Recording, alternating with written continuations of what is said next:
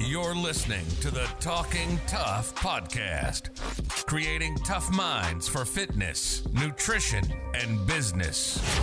With your hosts, Rob Foster and Josh Phelps. So in today's episode, we are going to be going through the 800 calorie soup and shake diet that's been introduced by the NHS to combat type 2 diabetes. Is that it for the summer of 2020? Have we peaked early? Why lifting big should be your overall goal, what that entails and what we mean by that. The future of resistance training being more sort of mainstream versus your cardio, and basically a couple of things we're going to go through, like our thoughts of what this really means for the future, I suppose, of fitness and kind of what we're seeing a lot of at the moment. I mean, it's changing, right? There's trends, isn't there? There's like everything. There's trends that change. For those who can remember things like curves in the 80s, I can't, but honestly, I can't. Well, I was going to say you've gone prior to me there. There's the sort of popularity of running, jogging. Jogging. You know, like Will Ferrell. Oh. Something called jogging. Jogging. What's okay. I thought someone hybrided like yoga jogging. I thought it was like yoga jogging. I was like, so you jog and then stop and I'm a tree. Mm-hmm. Tree pose. And then you run and then downward dog. And you just pull out a yoga pose. Oh, did you hear that? Wow, pop. That's a pop. Sorry, that was a pop of the lips. Popping stuff. So anyway, we're going to go through those things. And then it's come, well, hopefully full circle to strength training. And this is the thing we'll chat about is it going to be the next big thing? Yeah. It should be. So we always say starting with gym failures and things, and actually, to be fair, we haven't gone through that. We kind of missed that, but I would like to tech failure, like one of the podcasts I forgot to plug in the USB. This was more of a tech failure. We did a podcast say the other week and had no sounds slightly different, doesn't it? Because it was recorded on the phone audio versus the microphone. Yeah, and I didn't even get to. I think we adjust the tonality of my voice, so you can hear that I'm actually Barry White, much higher pitched and squeakier when I'm not getting my Barry White on. But anyway, listen, we're gonna skip over that today. We're gonna go through. I think this is actually something you brought to my attention. It's not something that I wasn't even. Something's come up, and you've probably seen. Not you, but people listening will have seen things in the news. They love to, the media. They love to just chuck in these little spice of stories to spike the attention maybe off something else. I don't know, but back to diets. They love it, don't they? Just try to sell another diet. They're not actually selling it; they're giving it away for free on the NHS to type 2 diabetes patients. So type 2 diabetes versus type 1. So type 2 being someone who's very insulin levels the hormonal balance and insulin is all over the place, high sugar levels, and type 1 being autoimmune disease, slightly different, well, very different to be honest. We're talking about type 2, which is, well, it can be brought on by many things. However, bad diet and lack of exercise is contributing factors for sure. And they're trying to rectify this with an 800 calorie soup and shake diet. Well, I mean, they say that type 2, so a lot of people say it's a lifestyle disease. It's more of a lifestyle disease than it is anything else, right? So if it's your lifestyle that's creating this, so as you say, probably a lack of exercise, and probably pretty bad eating habits, we're now going to go from that person out. So this is my thing with a lot of diets is when we start blanketing at 800 calories is what... Where have they picked that figure from? You, me, whoever it is on 800 calories, we're all different. Whether you exercise, you don't exercise, but 800 calories is just the same, right? It's just the same thing, no matter, that's not taking into account anything. From as far as I say, I don't know enough about this, so maybe, be careful and please comment below, if you've got any questions or comments on this, but this is my thing, is when I see these real like cookie cutter blanket diets where it's like, right, this is your fixed amount of calories, like, that affects each individual very differently. Now, if you're targeting because it's not a sales, but if you're saying, right, those people who've got, potentially type 2 diabetes and combating it, yes, obviously looking to control what the consumption is probably a good thing, right? Because we know that's one of the key factors for many people, and that's why they're doing it. If potentially they're eating a lot of hyperpalatable, highly calorie dense foods, there's a good chance they could be consuming, some people, maybe up to 3,000 calories. 4,000 right. Easy, I reckon. Honestly, so not everyone, right? No. We're not going to say, once again, because we're not going to blanket everything, but say they are doing 3,000 odd calories.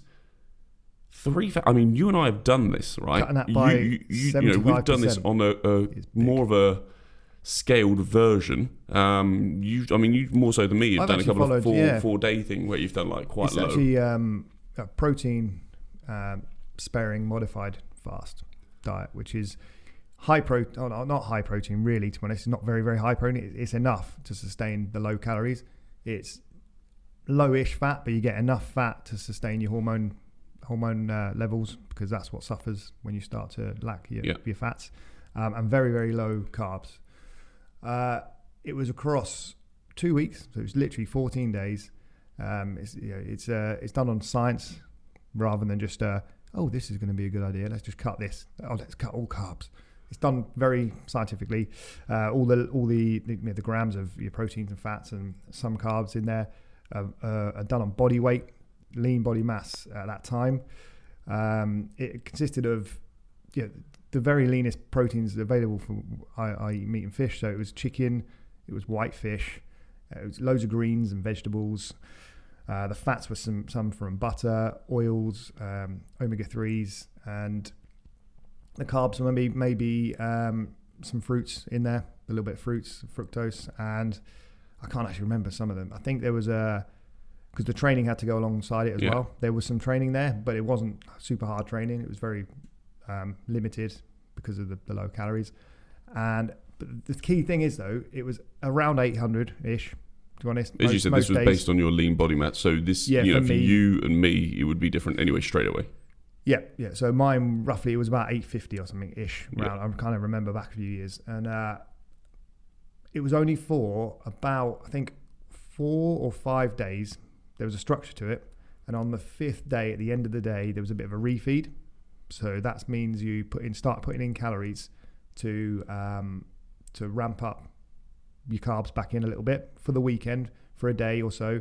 Then you drop it back down again, and you get back to normal levels again for the Monday. You do a couple of days, and then it's another little refeed at the end. Normal levels meaning your actually, it was still below maintenance level calories, but. The point being is that 800 was sustainable for 4 days, but at the end of that 4th day or whatever, I was like, pretty hungry now. And then you had a refeed, right? And this refeed was from what I gather, this wasn't the real super. This wasn't the 4 to 6 week sort of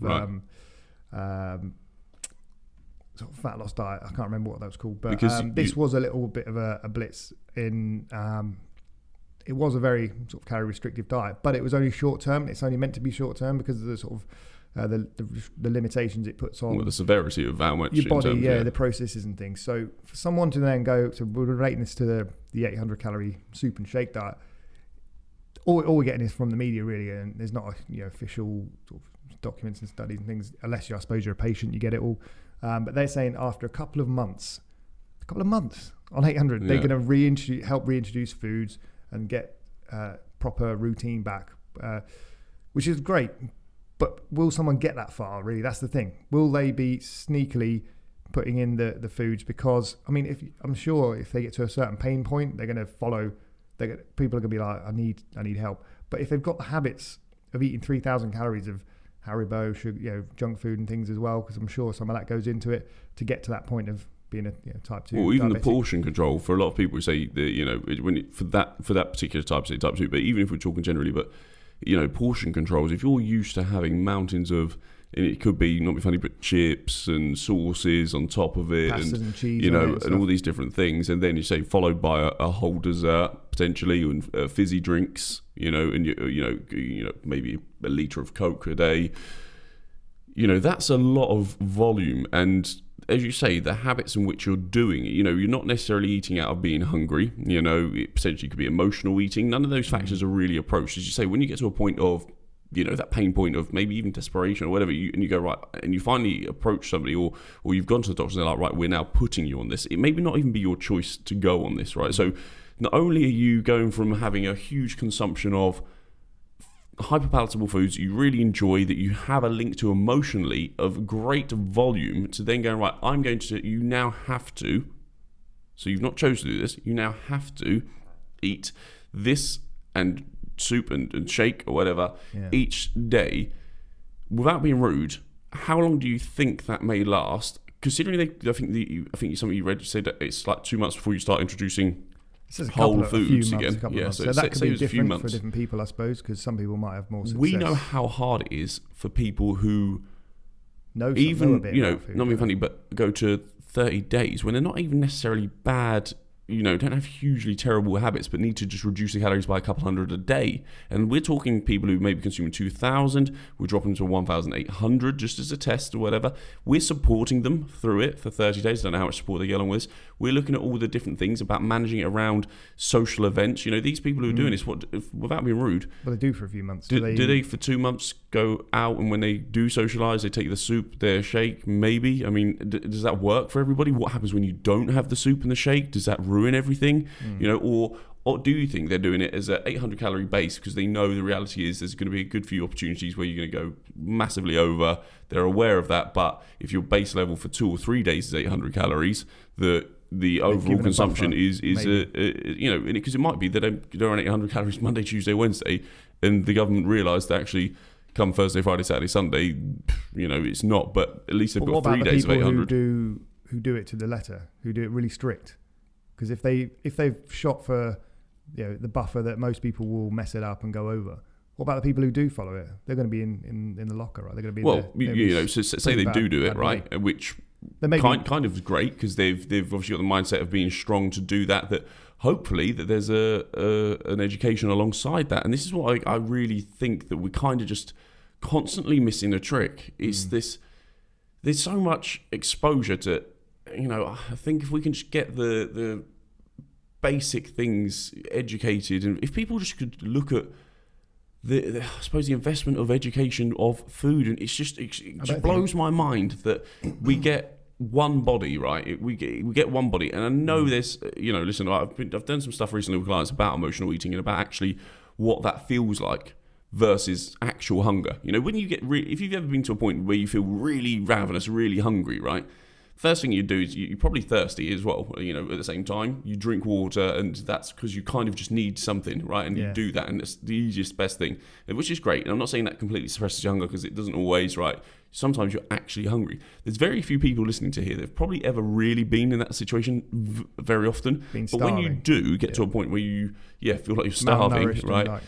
Or you feel that way, but you're really, really, really hungry, you kind of, once again, you'll eat whatever's in front of you. If I was to put, a dry potato in front of you, if you were that hungry, you'd eat that because it's hungry. It's not a case of, whereas we get a lot of, say, emotional eating, where we're like, oh, I really fancy something sweet or something salty. So we're actually fancying tastes and smells and textures versus actual hunger feelings. There's a different feeling, right? It's the availability of the food, and having that in your fridge, 5 steps, 10 steps, whatever it is to take to get to your kitchen. Open the cupboard, you've got a pack of biscuits there. Yeah. So with this 800 calorie shake and the soup, even on a flip side of this, right? From a health perspective, if we look at things like the Cambridge diet, probably shouldn't name them, whatever I have done. I know several people, know them personally. I've just done that pee really loudly again. It's your dry that had, coffee. Coffee mouth. God. They actually had to have operations post this with their body, because their body hasn't been functioning correctly because of the fact they're not digesting foods properly. Their body's not having to do the correct things. They're on such a low calorie, the foods, the chemicals or whatever is in it. So I'm kind of hoping, right, by their digestion system not even having to work properly, just purely by soups and shakes and things like that, liquid diets, there's also a knock-on effect from that. So we've got to be looking at the bigger picture. Are we creating a good habit now? Or do as soon as I do this and I go, right, well, I've managed it for a month, which is incredible. I've lost loads of weight. Where do I go?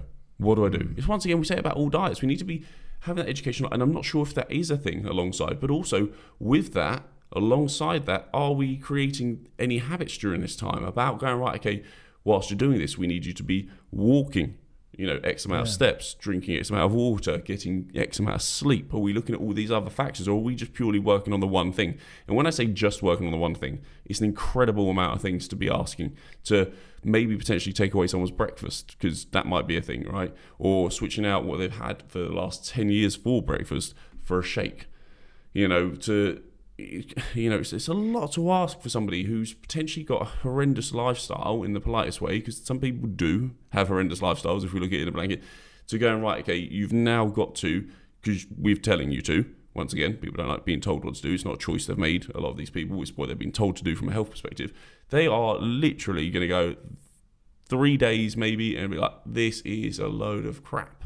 I can't do this. Do you know what I'm going to do? I'm going to go back to doing exactly what I was doing, because you've made it too intense too soon. The trouble is that the liquids, we know, they fill you up in that moment, and then they don't satiate your hunger very well.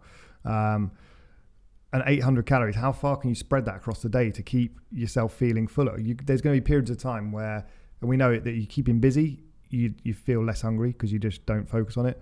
But when you've got nothing on, it could be that you sat at work, you'd be snacking, but you've had your shake, there's nothing left for the day. Well, I don't know, it must be like 3 shakes or something. They must have some sort of structure. But you think, like we've done it before as well, we've been on diets. I can't eat anything now. This is because it's a principle you put in your mind.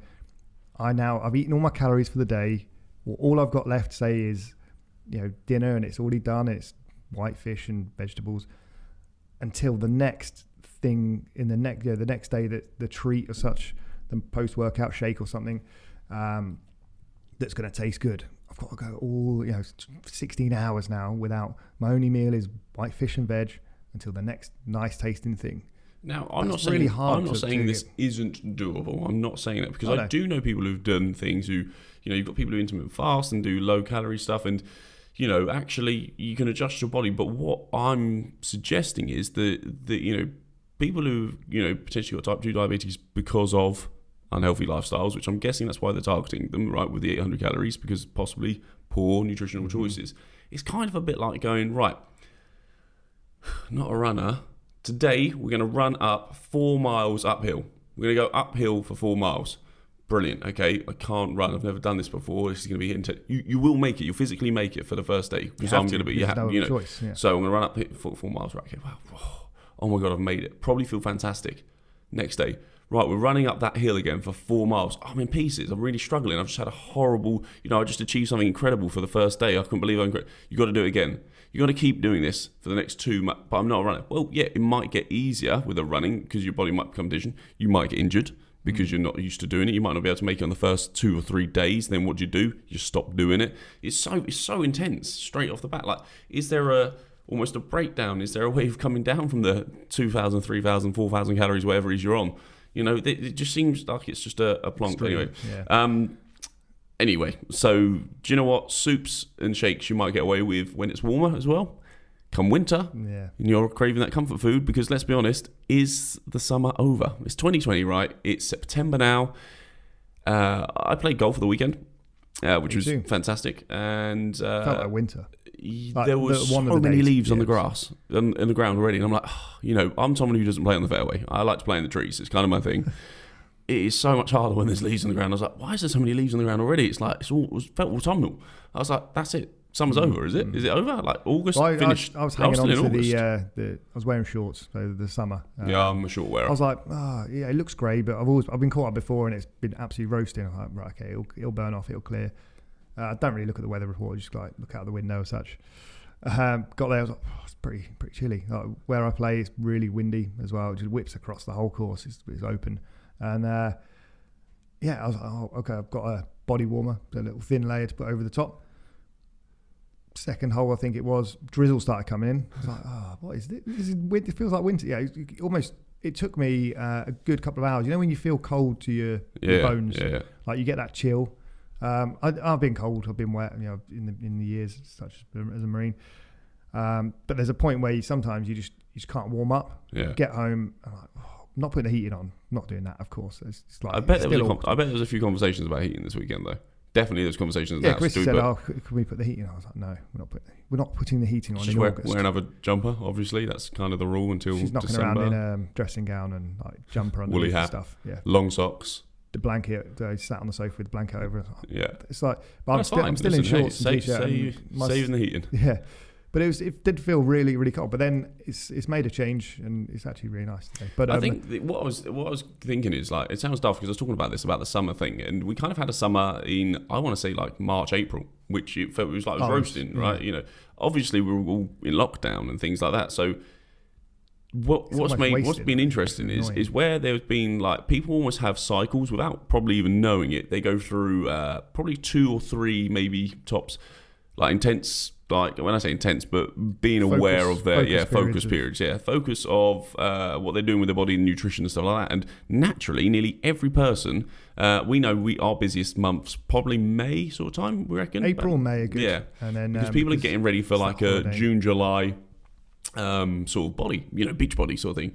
We kind of didn't get that this year. So where's that left people? Because I do know there's a lot of people who've come back and they're quite open about it. I mean, the comments, whenever I say these things, that I'm always worried that people are, but people are, crikey, I've got like this lockdown lard. Look at the size of my belly, my gut. That word, by the way, is not a nice word. As soon as you say gut, like, it's not intended for what it actually means. No. Like, they're like, look at my gut. Oh, I'm sagging everywhere. It makes you giggle a little bit. But they're like, I've literally got added rolls and stuff. They're like, I'm so glad I didn't have to go to a beach. But actually, the difference is that if they knew they were going on to a beach, they would have made a difference. Mm-hmm. But it's almost like we skipped one of our focus periods. So it's like, I don't know, what do we do? Do we just now roll into winter? Because if you just roll into winter, believe me, you're going to be rolling hard and fast and big.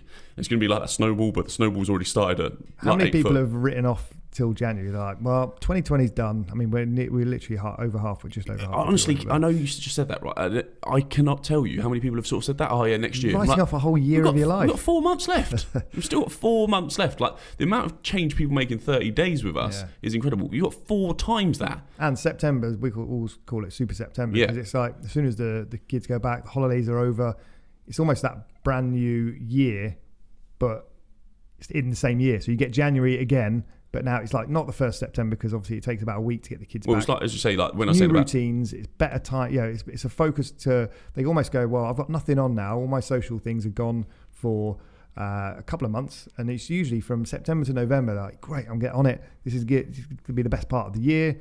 Had a good holiday. They're coming off the back of that now without having holidays potentially, or UK ones with rainy weather, which are still great, of course. But you kind of like, wow, am I just going to last it out till the end of the year and then worry about it in January? No, do not do that.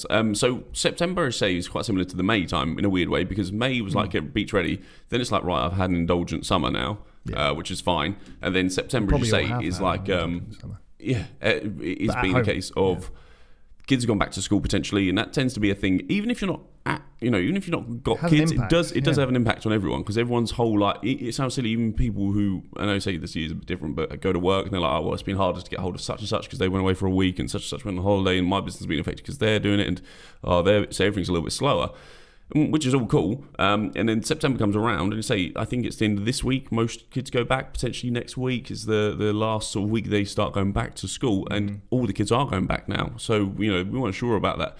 It has got to be a real focus now to try and get ourselves back to being really positive and healthy, mind healthy. I've just seen so many people, and it's so hard to see, who feel like they're communicating that they've deteriorated. They're like, I honestly feel much lower. I'm struggling to get any sort of motivation to do anything, not just training. Food is just more so a thing I do rather than, focus on. I've got no focus. As soon as they were saying, it's so good to be back, those people who have come back, because they're like, when I didn't have here, I just had no focus on anything. It's like it gave them the structure and the focus to get everything sorted in their sort of lifestyle, and that's great to hear. That's what I love hearing more than anything. Like the weight side of things, helping people find like a win in their life. It is, even if it's a small routine change. The weight thing is always the thing that everyone seems to focus on, and I honestly cannot bang my head against it. Like I'm almost going to do a weight challenge. Just put a picture of a person up, random person, every day, and go, right, guess their weight to the pound. Yeah. And if you get it, well done. You get a prize, whatever. But people don't know that weight, and people are so focused on 1 pound or 2 pound. I'm working with someone at the moment who she's doing incredibly. She's like, I've only dropped a pound last week. I'm like, it's irrelevant. How good do you feel? We spoke about last week how good you're feeling, how much better, energetic, how you're enjoying your new structure, how you feel in control. There's so many different things and emotions. And yesterday, speaking with a different client, who she was like, as I said to you just a second ago, she felt like her whole structure of her life, right? Her life she said, my whole life was complete. And that sounds probably a bit dramatic and over the top for a gym, but it's not. As you say, it is a lifestyle because you're building habits around it. When you get up or you've got to go to the gym, you've probably got to be more organised with your kids. So you get things done, which gets your kids more organised, which gets more productive. You're probably a little bit more organised with your nutrition, your food. So your shopping becomes better. You get those things done. You probably spend less because you're not just buying junk food here, there and anywhere. Things get done. You're more time efficient. And so there's so much going on. She was like, I just feel incredible. She's like, I feel so much better for just coming back to the gym. And it was just like, it sounds really silly. Like when you've been a part of them. Ties everything together, doesn't it? I mean, don't get me wrong. She could be going to a particular. I say she could be going to a gym. I don't think that's true. But because she was like saying, the unit just means so much to me. Those words, you're like, brilliant. We've actually done something with our lives. And it sounds really over the top and dramatic, but there is a time now to look at yourself and go, right, I've got to get control. Am I just going to really let listen, the beginning of September, beginning of this year, 2020, potentially has had some more restrictions and barriers than ever before. And unfortunately, some of it has been out of our control, but we kind of have got the control back. We've got the ability to work out. We've got the ability to go to gyms. We've got the ability to take control of our food. Kids may be going back to school. Yeah, you might be working from home. There might be some differences and changes, but we can adapt. We've got 4 months left. Excuses now can't be a factor. We've had enough reason for excuses to kind of get away with what we've said and done and eaten and not done or whatever. Now it's the time to really. Now, we've said it before. Now is the time to do this, but really, it's September. This September now. If not, you're going to look from March to December. March to December of just giving up.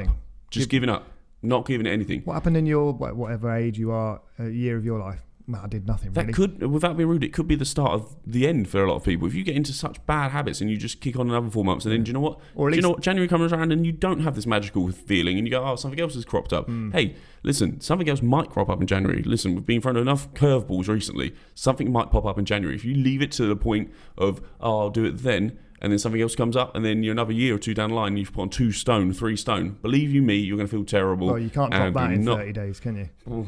We get people saying, why can't I've gained 2 stone or whatever. When will I drop it off? Well, if you've taken 5 years to gain it, don't think it's going to come off in 5 days. It's going to have to take a longer process to try and reverse those habits and the bad things that have come in across the years that made you gain the weight. So if someone gets into such a bad habit now, that does last till next year. Well, you'd be put on the 800 calorie soup and shake diet, won't you? Potentially, yeah, that'd be. But that's the reality. There's health risks to these things, right? People are just looking at weight, but there's health risks. There's mental health risks. Yeah. There's a lot of things going through. But weight-wise, I mean, you said about don't focus on the weight, the scale weight, your body weight. What about the weight on the bar or the weight you lift? Big lifts. Because that is something we want to. Well, we've always been big on lifting. Yep. Not lifting big, because it doesn't have to be like an impressive weight for you, on the bar for you. What's heavy, right? It's relative to your strength levels, but the good thing about the fantastic thing really about focusing on becoming stronger by lifting more weights is the fact that you don't have to focus on scale weight, but your body shape changes, your weight naturally potentially goes down or finds a nice balance. You look better, you feel better, and you kind of helping yourself live longer by lifting these weights. Now, there is technique to it for sure, and a beginner, well, actually, if you're in a beginner's shoes, you've got a great little your newbie gains, because the people who've never lifted weights, their technique gets better really quickly when they start practicing more, and actually, you can, if coached the right way, you can't just follow a YouTube video and think you're doing it right. Good coaching is paramount, really, but. People who just take it up, or never done it before, they get really good results quickly because they've kind of got those newbie gains, we call it, which they learn in techniques. Their body's adapting quickly. Whereas if you've been lifting for a while, it's very small increments of progress are made by being really consistent, and you can't make big jumps. So if you've someone who's never lifted any weights before, it's the best time to get in it now, because there's so many strength-focused gyms popping up. Like what we try and do with our barbell club is to get people lifting weights more regularly, outside the comfort zone, within their technique levels, of course. Obviously, you can't just go, well, let's stick 100 kilo on the bar. I've never deadlifted before, I'm just going to rip it up. That's not going to happen. You may lift it, but you may damage yourself. I think there's a lot of people seeing as well, as you say, there's a lot of gyms popping up and things, and a lot of, it's very fashionable now for Olympic lifting. Now, Olympic lifting and weightlifting, they are, it's different, lifting. Yeah, like lifting weights or weightlifting. Yeah, it is different. And also, when we're talking about big lifts, we're talking about actually multiple, multiple joints moving together, working with... Bicep curls are great for the beach, but they're not going to get as much bang for your buck as a back squat. Yeah, and when we're looking at, it doesn't even have to be a back squat. It could be a goblet squat, right? Which means you're holding the weight at the front, and it could be a kettlebell or a dumbbell, something you're simply comfortable picking with. a weight up off the floor, a deadlift, a lifting from a dead stop, is one of the most powerful movements, because it's such a great core builder, we call that. So not just protecting your spine, everything with those muscles around the back, but actually increasing your joint health throughout. If you're gripping something with your arms, your hands, everything's included in that chain of movements, from the weight that's on the floor through your hands, your arms, your shoulders, your back, your feet that are in contact with the floor, all obviously the knees, the hips, and everything. Everything is linked to that weight. And the deadlift is something that, if you can get great at it, it carries over for things in everyday life. Most people, if they go to do something in the garden, you twist, you go and lift something. It's not necessarily heavy. It's a pot. It's full of soil. It's a couple of kilos, but you lift it funny, you're back, bang, gone. It puts you out for a couple of weeks, months. Maybe that little niggle will be there for years. If you deadlifted properly, if you've actually lifted weights, you know that's either you're strong enough to lift that, and it's actually like it's definitely doesn't feel as heavy than someone else that hasn't lifted weights, or you lift correctly, or you at least can kind of get away with it because you've got a stronger core, and that's built from compound lifts rather than just. Not judging anyone, but I've seen people power walking, and they've got 1 kilo dumbbells in their arms, just bicep curling as they're walking. Now, they're great, they're walking and stuff, but could they get more out of doing heavier weighted bicep curls for just a couple of sets of that, and actually power walking without the weights? I don't know. But it's kind of like, you think by doing something more, lighter and more often, it's going to get better results than doing something with less reps but more weight. It's that structure, isn't it? It's understanding what you're doing, why you're doing it, how to get it. So when people are constantly, as you say, going for it, running every day, walking every day, and these are the good things, don't get me wrong, we talk about walking, it's fantastic, it's phenomenal. Running can be great for people who enjoy doing it and have not got issues or injuries with it, obviously, once again, if you're starting out. But when we're talking about moving better, because it has that process of, you can actually working on bending, so it sounds silly, but stretching muscles where you've got tight muscles, working through different ranges of motion, warming up properly, it has a whole concept to it. So when you're working with a coach, you won't just jump into picking up a heavy weight, as we said, you'll get mobilized first, you'll work through different movements, and actually sometimes that can feel really good just to get your body moving in different directions. I always used to joke about my granddad, bless him, he used to have like a dance routine he did every morning, and it was rotational. Huge, by the way. How many people don't rotate? He'd be doing like some touching his toes potentially, all sorts of stuff that he used to probably do from the army years and years back, whatever, and he's done it every single day. And do you know what? I absolutely admire, and love it. And to this day, I feel the difference now if I'm not doing a warm-up myself or a workout that day, or a group warm-up for working with someone, say like it's a Sunday, and I haven't done that warm-up. Monday comes around, I go to do movements, I'm like, well, crikey, I'm a bit more stiff. And it's only a little bit of movement, really, which seems so little, but then what we do is movement prep, then you start to lift, and it might say, when we say big, when we're lifting big, doesn't mean it has to be heavy, but like big in terms of big compound movements using your whole body, you're feeling so much, you get so much from that, and then you can potentially start lifting heavier, you can get stronger, you do look after your bones, your muscles. We've talked about it so many times.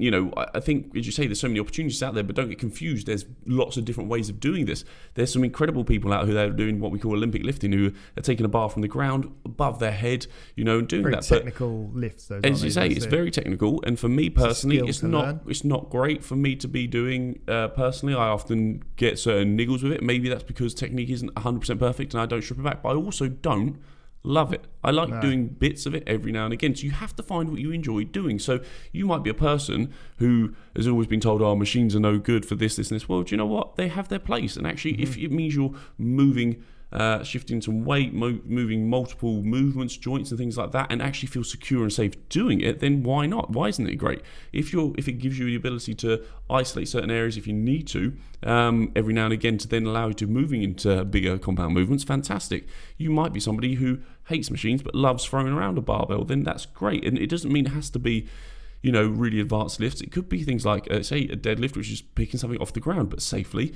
It could be back squatting. It might even be that you just enjoy getting under a bench and doing some different things, you know, and that's fine. If you find a way of doing things that are benefiting your body in a great way and in a supportive environment and a comfortable environment. I mean, our semi-private groups we do at the Barbell Club, we're going to push, I think, we've added a lot more sessions because I suppose because of the recent events, people want to train in small groups anyway because they feel safer, but they're actually having their eyes open to a fact that they're training, and not generalising, but we've got a couple of women who'd never done it before because of the fear of, I guess, the stimulus, or the you know, what's not stimulus, the stigma. That's the word. Crikey, bigger and bulkier and muscle. It begins with S. You know, the stigma of bulking up and the fear around it. Whereas they've got their own private facility. They're training with 2 or 3 other women who are kind of brand new. They are absolutely buzzing. Grace has got a session on a Friday night in St Ives gym, and honestly, the energy coming out of that for 2 or 3 women is like, it's like we've shown them a whole new world, and they've been training with us for however many years. They just never really stepped into that environment. This has almost forced them into that, and now more and more people want to do it. And if you're somebody who wants to learn to maybe do a squat in the right way, you know, understand that squats aren't the only thing. It might be a hip thrust. It might be certain areas you want to develop that actually we can really, really help, because you're almost maxed out on your kettlebells. You know, you might be deadlifting a 32 kettlebell, but not being able to push on more and feeling restricted, but don't want to jump into that barbell. Well, why not do it with like-minded people who absolutely love it, you know? Our philosophy has always been to, you know, vary, like you said about machines. Yeah, they have their place. But we really love just varying up what we do. And even our sessions, there might be a barbell lift, there might be some machine-based things, there might be some unilateral work, maybe dumbbell bits, maybe some Olympic lifting, some, you know, kettlebell snatches or something, just to keep it varied rather than getting down the one route. And in our conditioning sessions, we use the free weights, the kettlebells, the dumbbells, some CV bits of equipment like rowers and things, slam balls, battle ropes and things.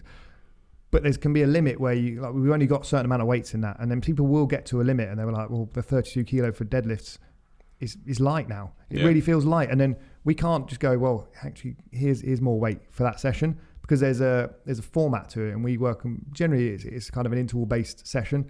So the next step up is to take your strength to the next level by going to your sets, your reps, your programmed strength in our barbell club, versus just being able to do more reps of the lighter weights that you've got accustomed to in the sessions. That's the thing. And the thing is as well, is when we go to, and this once again isn't boohooing anyone, but when you've going to a kettlebell class, people come to, I've been doing kettlebells for ages. And they often will go straight to like a 4 or 6 kg kettlebell. And they're looking sometimes like, who uses those ones, the 32s? We've got women in here who, guys as well, you know, who use 2 32s quite comfortably, and that's not going, oh, they're real strong, but there's this belief, you know, and this whole thing where it's what they've been told to do is go for there because it's safe. Well, actually, it's safe if you do it correctly with more weight, and then they're constantly swinging the same 6 kg. And actually, what I see is, unfortunately, is those people swinging that 6 kg, it's too light. They're not getting the benefit from it. They're actually creating bad form because they're almost just picking it and swinging it with their arms, you know, because they've gone to a kettlebell class, and actually they start off okay, some of the movements they're used to, but then they're just almost flinging things about because it's too light. And it's like, actually, we need to look at that progression, but obviously without being rude, if they're doing it in maybe a school hall or somewhere like that, you know, the coach who's coming, it's a different, they're not shifting around loads and loads of weight and kettlebells and things like that because they can't do it, but they're doing some of the movements. But actually, you can get so much more out of, you know, training, working, you know, and believing in yourself. If you're lifting slightly, you know, pushing on and challenging your body, you know. We've said it again, you have to change the stimulus. You have to get that progressive overload. We can do it in multiple different ways. And I just really think if you're somebody who's looking to get into maybe trying some new things out, that, you know, that small group session that we've got going on now, I'm really proud of, and I'm hoping that more people will get involved with that. I think I'm going to finish it up there, but I mean, we've something that, you know, I want us to, a thought of the day, should we say, is that when we're looking at things to, you know, I suppose invest into and improve our health, we see things as expensive, right? And this is something that we're talking about health foods recently. I spoke to somebody and they're talking about eating organic and eating things because they're looking at trying to change their health, and they're like, yeah, but it's really expensive to do that. You know, it's really expensive to go to a smaller group gym. It's very expensive to do. When you're looking at your health, right? When you're looking at investment into your future and your life, surely that is the thing you should be putting the most investment into. There shouldn't be anything else that you get one, and I said this earlier, you get one life, right? You get one body, and yet what would you'd probably invest £200 on a tyre for your car without even taking a second breath, because you're like, well, yeah, it needs a new tyre, right? Well, if we could see our body like the same way as cars do, and we said, right, you need a service every however much, you need this, you need to re-oil, you need to do with that, right? And you look at the cost of how much you spend on a car, right, which gets you from A to B. Well, not if you can't drive the car if you don't look after yourself. You look at investing into yourself. Don't look at it as an expense. But as I say, an investment into your health is the best investment you can ever make. That might be mental health. That might be physical health. Whatever it is, you've got to look at yourself and go, right, what can I do to make myself the healthiest I can be, the best I can be? So not only am I being great for me, that I can also be great for others around me, those I care about.